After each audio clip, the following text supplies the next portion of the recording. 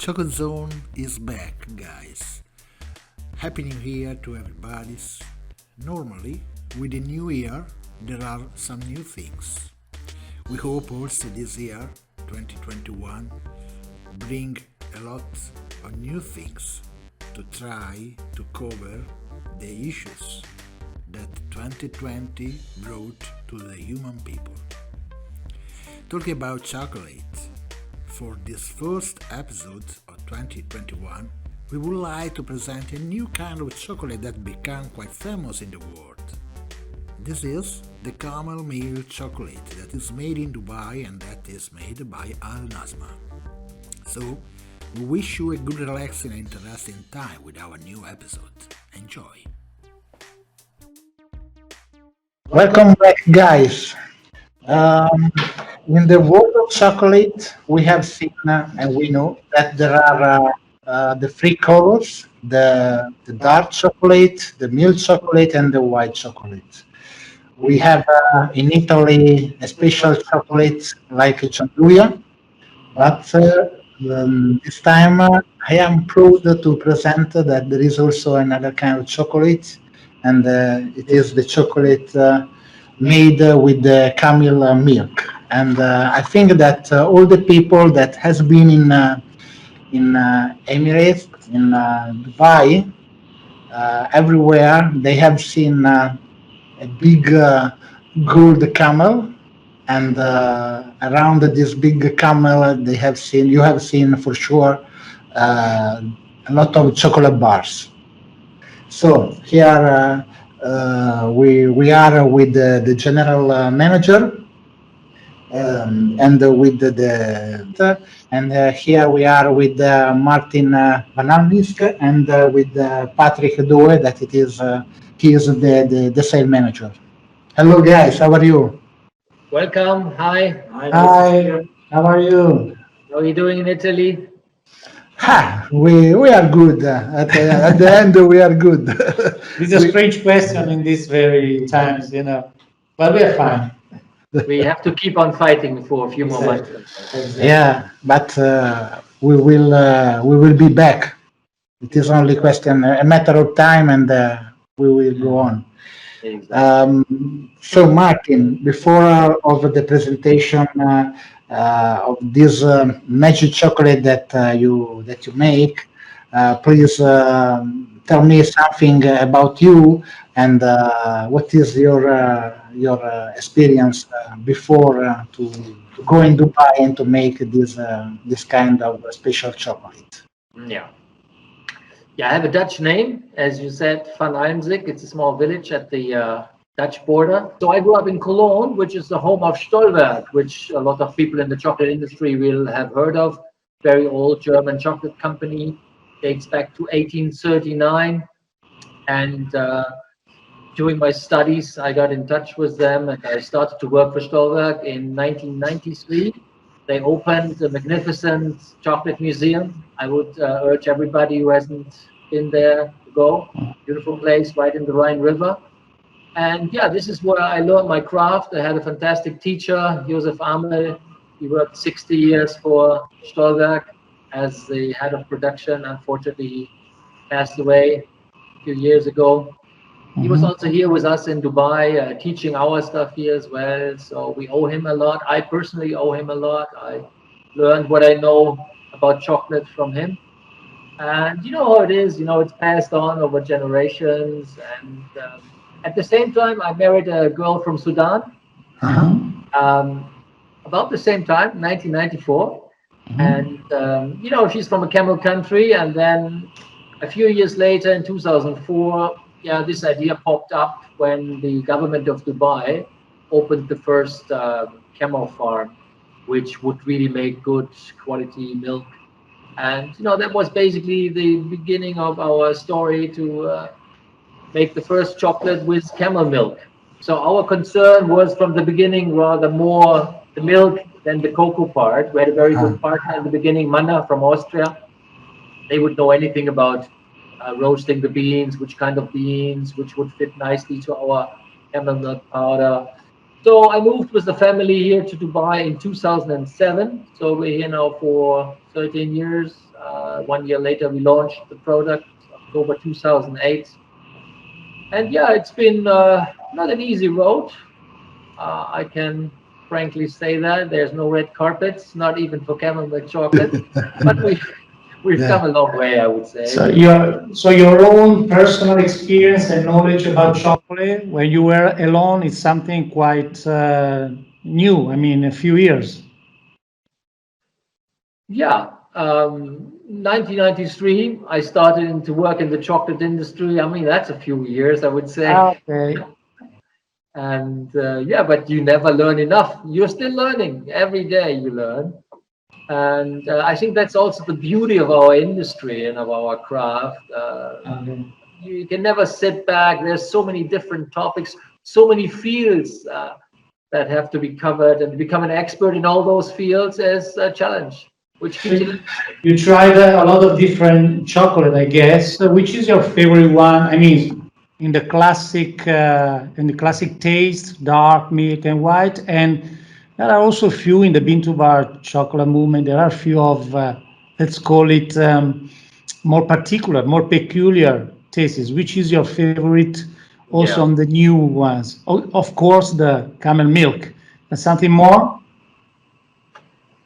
I was always a friend of the very dark chocolates, and I think I would say it's 20 years ago or so. I got quite amazed by Michel Cluzel. I like this French school of making chocolates, and this very down to earth, old fashioned style. But where I come from in Germany, we have very average, I would say. Milk chocolate is the number one product that everybody takes from the shelves. And you wouldn't get these kind of very dark Italian or French small scale chocolates until very, very recently, I would say. And this is quite a new movement. Bean to bar, even the term is relatively modern. Yeah. Yeah. Um, I would say even when I worked for Stolberg, which is a large chocolate company, we were a bean to bar producer, if you want to call it that. Yeah. Even the term would there wasn't anything else in the days. Yeah. But of course, now this has been deteriorating for the last 10, 15 years. That is my assessment. For me, the worst thing that has happened to our industry is the palm oil, the addition of vegetable fats and all these kind of cheap ingredients, more and more sugar. That's for me is the main problem. Yeah. Less cocoa butter and more palm oil. So they could add more margin in the final Yeah, invoice. exactly. The product, the whole industry is pretty much financial controller driven, I would say. Sure. And of course, the retailer has their role to play. They need cheap prices in the supermarket. But for us as a chocolate industry, as the ones who really make chocolate, I would say it's important to reclaim the aisle in the supermarket. Yeah. If you make a Exactly. photo of a chocolate aisle in any supermarket anywhere in the world, probably 50% is palm oil. Yeah. The other 50% is sugar. Yeah. And Yeah, well, except in Seattle. I don't know if you did have a chance to visit. There is a supermarket over there yeah. where everything is craft chocolate except a couple of commercial chocolate, but they are probably because they are knowledge and culture about chocolate, the festival. I mean, everything changing that city. But that's just 10 years old, this whole movement. Yeah. Sure. Even in Seattle, yeah. And Yeah. I admire that too. You're right. The culture there is beautiful. To see that so many people every year come there and really indulge into that beautiful world of craft chocolate. It's really great to see. I would be happy to go back. Yeah, Yeah. it's amazing. And what about the chocolate in the Middle East? And I know they like a lot of the sweet things, but I think that you have the answer. What is how is the market of chocolate in the Middle East? I think there is not just one market. There's probably more markets than one. It's not so long ago. It was basically dominated by Mars and Snickers, you can say, in liquid form in the market. Yeah? When it's hot, no fridges. You'd buy it liquid. You do it in some parts. My wife's home in Khartoum. There are areas where you buy your Snickers liquids. Yeah, then you go home, put it in your fridge, and that's basically what chocolate was 30, 40 years ago. And then Pachi came, and Pachi introduced, a giftable royal form of chocolates, nicely presented, nicely Packaging. beautifully packaged. So that was something you could put it on the desk of the majlis here, where we receive the people, welcome the guests, so you could offer it to guests. So that was the introduction. And they owned the category really until, I would say, maybe 10 years ago, 15 years ago. More and more other players were introduced in the market. But I don't see really that the bean to bar movement, when I want to call it that, has reached the United Arab Emirates or the Arabian Peninsula as such. This. And I guess milk chocolate is the most consumed chocolate over there, isn't it? It's exactly. It's praline. It's How do you want to say that? It's arrangements. That's what we call it. Half a kilo, 1 kilo of wrapped chocolates as a gift. Anyway, between dark chocolate and milk chocolate in the market, I think that it is something like 90% of milk chocolate and 10% or also less in the market of dark chocolate in the Middle East, in Saudi, and in Qatar, for what I have seen. I think it is also in Emirates, isn't it? I would say yes, but there is a tendency now people slowly understand more that it's healthier to turn to the dark ones, less sugar. There is a problem with diabetes here as well. It's gaining some traction, but it's a long way to go, I would say, until we see a 50-50 ratio. Dark chocolate is also getting more press for the health aspects of it, and people are starting to understand why a 70-gram chocolate bar can cost up to $10. Yeah. It's a matter of education. Anyway, everybody. It is a long street with this market has to educate the consumer, because basically every kind of consumer is used to something different. It's a commercial chocolate, so we need to start telling people what does it mean, what is the high quality chocolate, and it's a matter of I think time. We will get there. And you talk about that without naming names of brands. We're both in our 50s, I guess we can say. And so we are. So you can tell. So we've been consuming chocolate for a long time, and we know some of the brands that we grew up with. I'm Canadian. Canada does not have a tradition of chocolate making. It also has apparently no chocolate manufacturers, no machine manufacturers in Canada, as I'm constantly reminded. But the chocolate has also changed if I think of the brands that I used to consume as a child and what they are now today, because they've all been bought out by multinationals.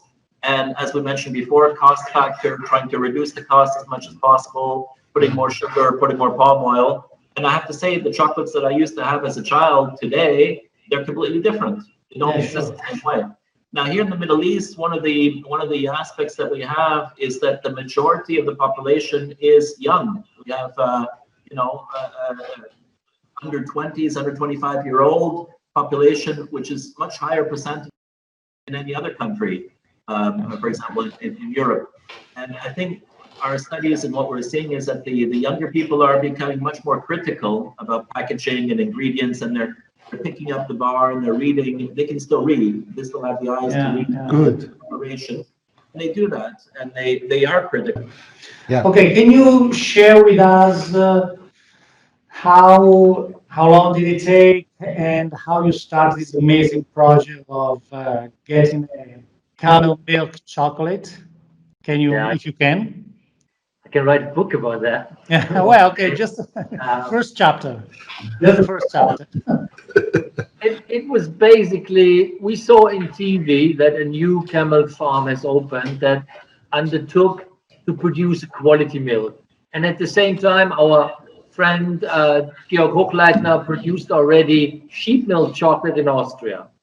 So that was a link. We had the idea. My wife has a camel.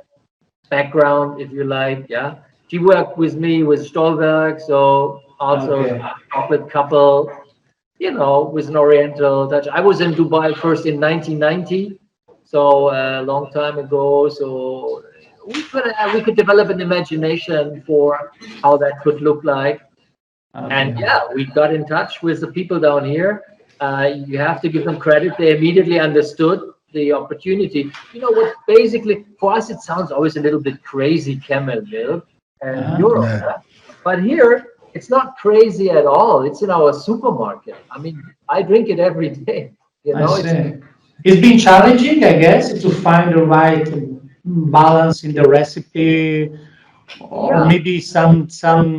I mean, it was too strong or too not so easy to be acceptable. I mean, because I Well, guess not there, but probably abroad in other countries, the taste of the camel milk maybe can be not usual. It's been challenging yeah, also in balancing the recipe. it varies drastically, and it has to do with fodder.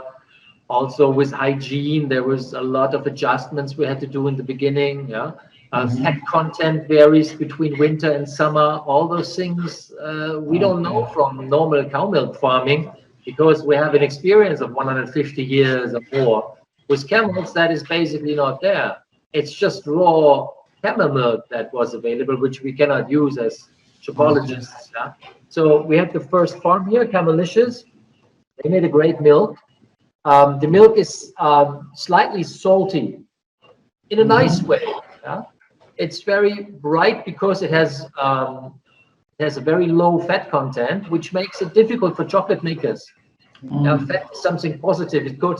It carries taste and flavor, Sure. and so that wasn't easy in the beginning. But we had good partners and experienced guys. Mana, they would because we couldn't make the chocolate here. We had to fly out. First, we had to make the powder here, the milk powder, and then it's a spray dried versus freeze dried discussion as well.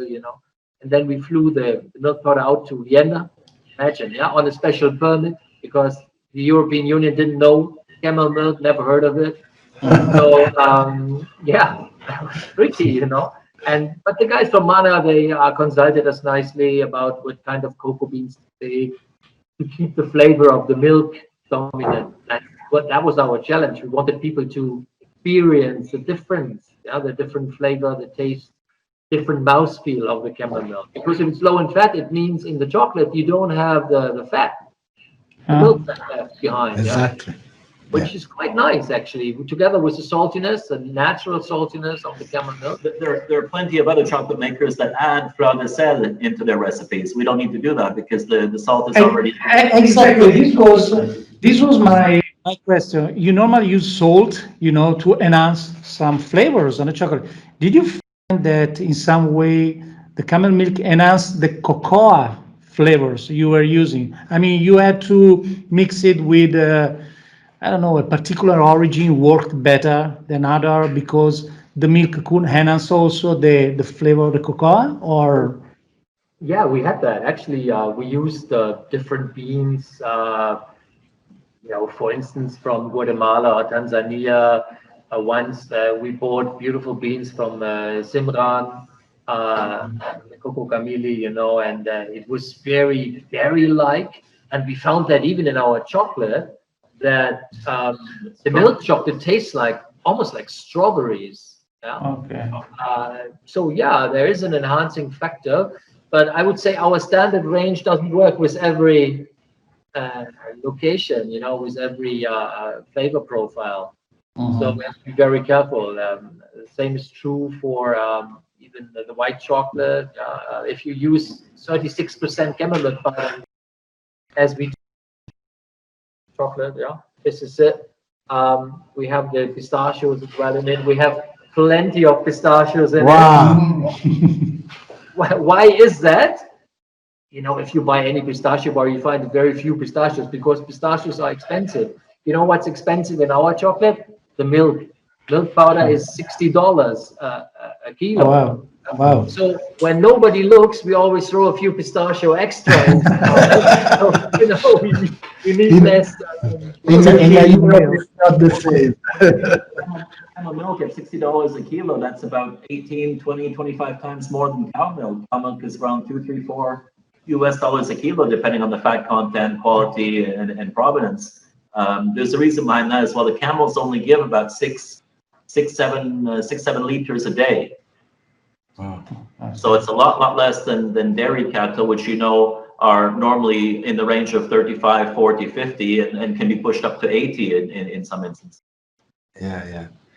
And so you arrived in Vienna, you started to make this new product, the milk, the camel milk chocolate, and in which way you arrived to make your own chocolate in Emirates? You have the same difficulties or not?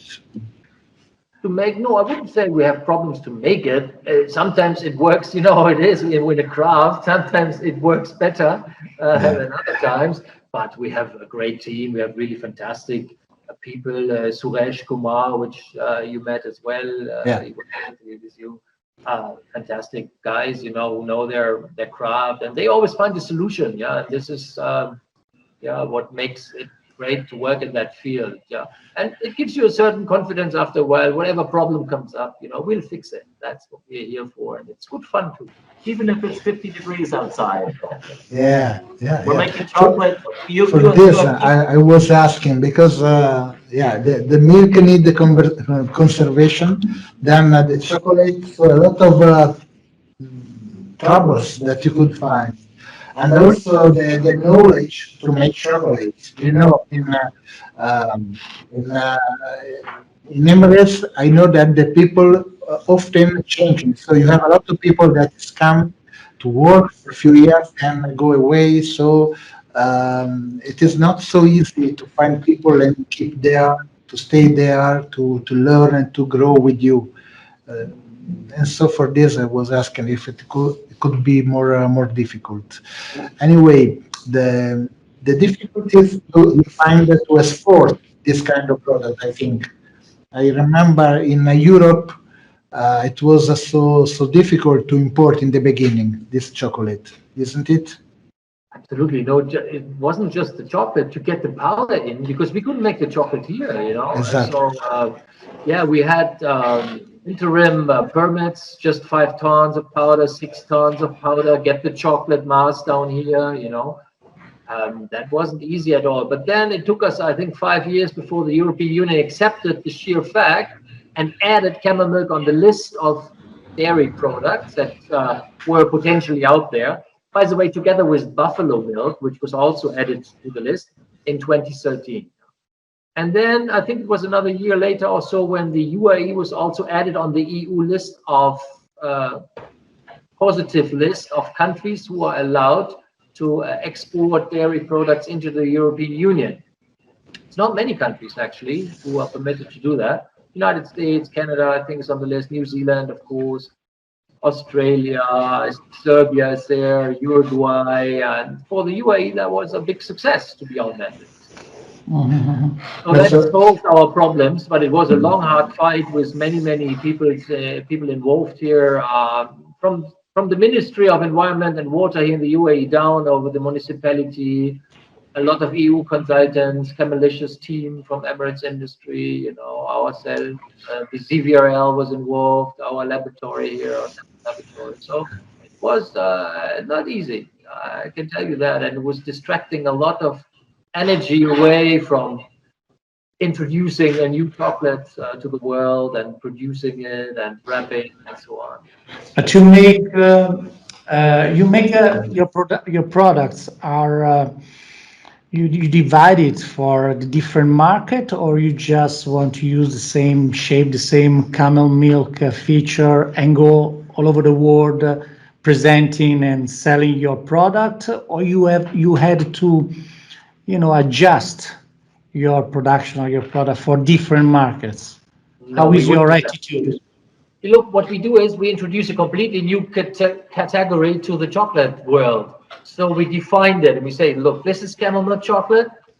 This is our main mass. This is how it tastes. Deal with it. You got your identity and so you go everywhere with that. Exactly. Exactly. Our first export market, interestingly enough, was Japan.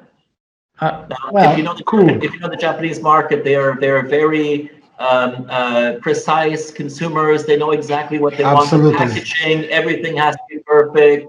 The box cannot have a fold or a crease.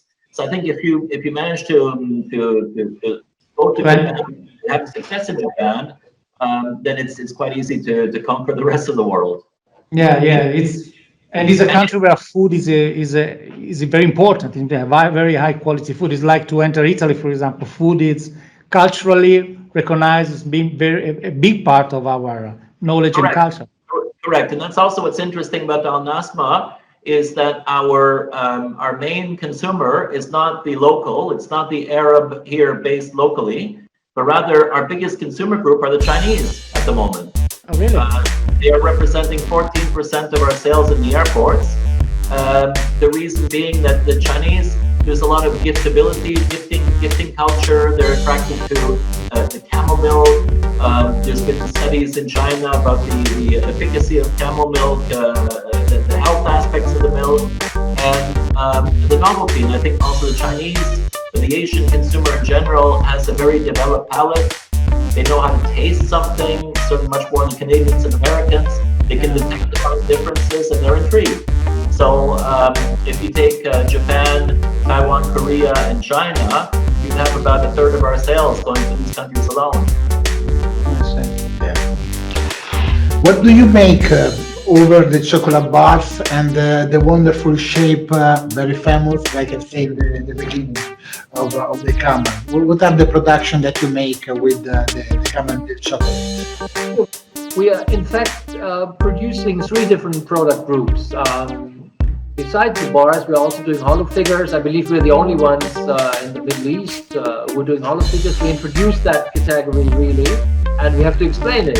Not everybody understands immediately what's behind the golden foil. We do pralines, filled chocolates.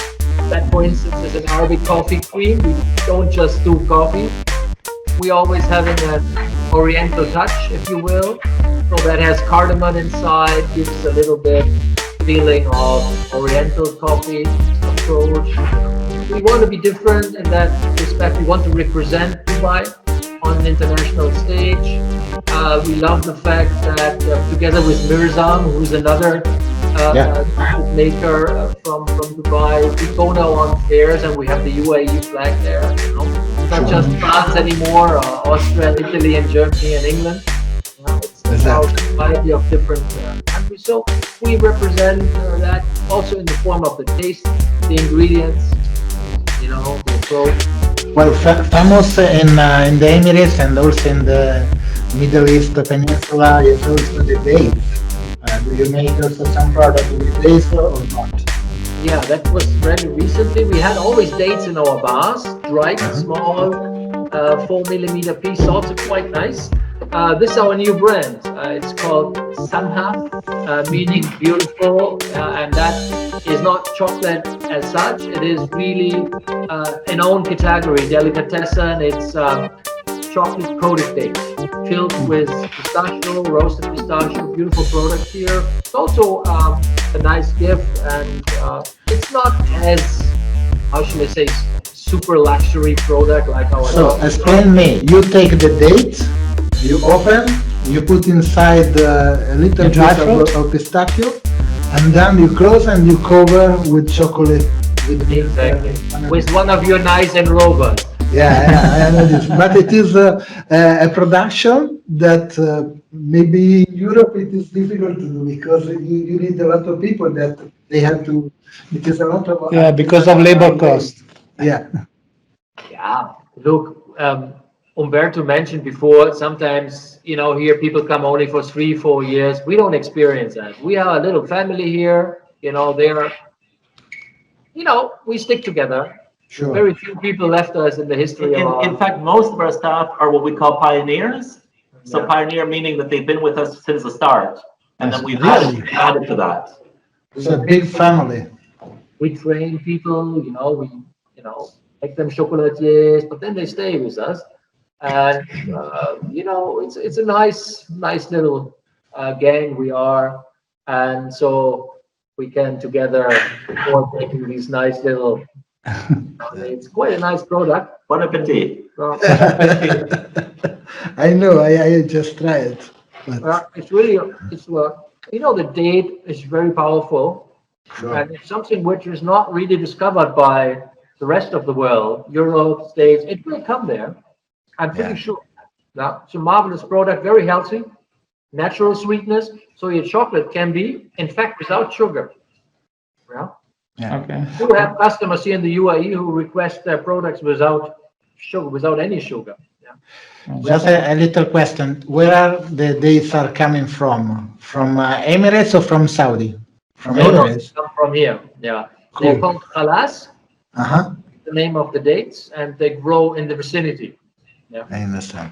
Very nice. They have a nice size, not too juicy, not too sweet. Yeah. Not too dry. Dates are the oldest cultivated fruit. Uh-huh. I understand. Nice. And slowly the health benefits are really discovered by the rest of the world. And if you add a little bit of chocolate, it makes it also for the European palate more acceptable. Yeah. And we're quite confident that we'll conquer Europe with this product.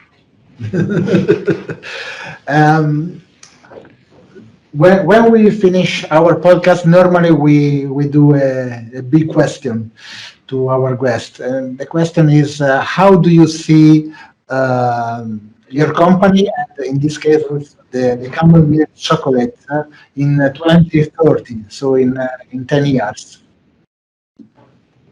Look, we can see the progress already. Yeah? When we started the first 5 years, everybody was looking at us with a big question mark in his head. What? Camel milk? Okay.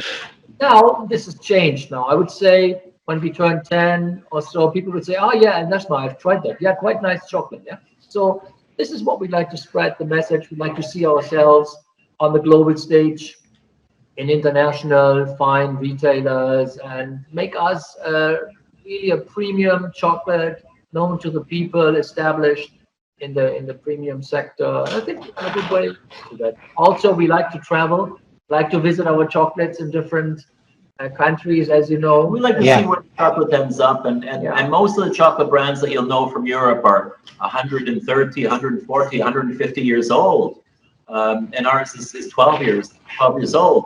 But still, people travel through Dubai Airport. They got to know us here. We'd like to also make a shout out to Dubai Duty Free, who's been with us since the start.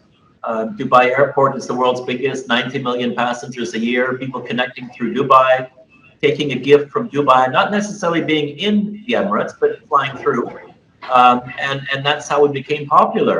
And we've got emails and we get emails and phone calls and letters from people from all the way from Peru through to Vancouver, through wherever, saying that they received or they bought our chocolate on the way through Dubai, and where can they find us in Bolivia, or where can they find us in Ecuador? So that's also something very interesting, and that we'd like to build up on as well. We have a footprint from Sydney to San Diego, we like to say. I think French Polynesia is next on our I list. wouldn't mind, yeah. Yeah, like where you went to New Caledonia would be, wouldn't it? Yeah. So in the next 10 years, the purpose is to get in every single corner of the world with your camel milk chocolate, basically. Yeah, where we run into people who understand our story, who you can see the passion in their eyes for our product. This is where we love to be. And we also go and we train the people. We tell them the story about how to milk the camel, what's special about the camel milk, how it affects the taste, how we make it, And we had a lot of people over also on the camel farm where they really see and indulge. Nassma means the breeze, and you can experience that warm breeze, when it comes from the ocean, and it's a very nice moment. And the sun goes down, you see the camels over the dunes, and if you experience that on the camel farm itself, you'll never forget that, and that's a very powerful moment. And this is something we'd like to bring out there, have more people experience that. We have an expo coming up next year. Yeah, Sure. we invite you all to come. You should really not miss that. That's going to be a marvelous event. And for us, that's of course a big stage, and we want to be ready for the people which we're going to host. 25 million people we are expecting. Martin, just a curiosity for me. Have you never thought to supply your chocolate to other chocolate makers? Because you have the copyright, know how to say. And so there are big companies that they supply chocolatiers around the world with the dark chocolate, the milk, and so and so. And have you never thought to do something like this? Well, we got requests, that's for Daily, sure. daily yeah. requests. But we think it as we have invented this category. We own it, if you like. And if it's chamomile chocolate, it's called El Nassma. That's our approach at the moment. We have some very few exceptions when we're dealing with high-end five-star hotels in the Emirates, yeah, and Etihad Airlines, and these kind of things. That's it. Okay. For the moment, we like to keep it that way. Yeah, you have to do. You have do a lot of efforts, and it is a good thing to go on. I think that we're in the brand business, yeah. Or at least until our next competitor, who hasn't come yet, invested 8,000 camels, 8,500 camels on his own farm. Yeah. So, I thank you very much for your time. Thank you, gentlemen. I hope to see you soon, for sure next year in the Expo, but maybe also before. In my hometown Cologne for the ISM. ISM in February 2021. Yeah, we will see. Sure. We will be there. Thank you. Bye. Thank you very much. That's it. Bye-bye. Bye. Bye.